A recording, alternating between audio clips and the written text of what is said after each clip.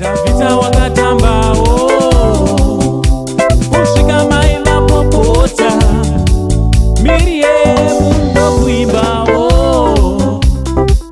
nenindoi social media mandiri kuswera ndichiona nyaya yandirwadza nyaya yevasikana vari kunzi according to pandaitora wanditi pafacebook zviri kunzi vasikana ava ndevepachemhanza high school kuhwedza handiti vakarohwa musana yese vazukuru unotoshaya kuti kuchiri kurova vana here kana kuti iwo mutemo uchiri kuti uri kuti kudiko nenyaya yekurova vana kuchikoro kana mwana atadza hapana mamachanewero anoshandiswa ekutsiura mwana pane kuponda vana kudaizvo zvakaoma ndapererwa vazukuru handiti ndichitoti maswera sei kwese kwamuri vazukuru maswera sei so panapa pari kunzi pane vasikana mastudents epachemhanza arohwa nevadzidzisi handiti vadzidzisi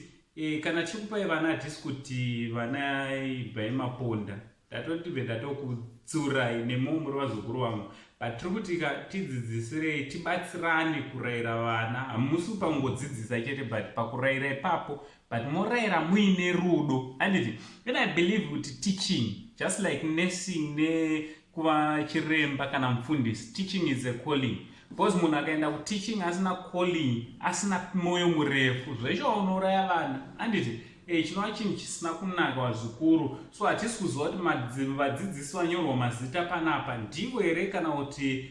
kwangori kunemerwa handiti so but zviri kunzi ndivo vadzidzisi vari panapa so ngataura nomacomments kuti munofungei nenyaya yevana vepachemhanza tisanyarare mutemo ngaubate basa because izvo hazvikurudzirwa handiti kurova vana setichaponda kudaizvo vanasikana inini vana mainini venye handiroveni handirove zvachese mwanasikana hatenderwi kurohwa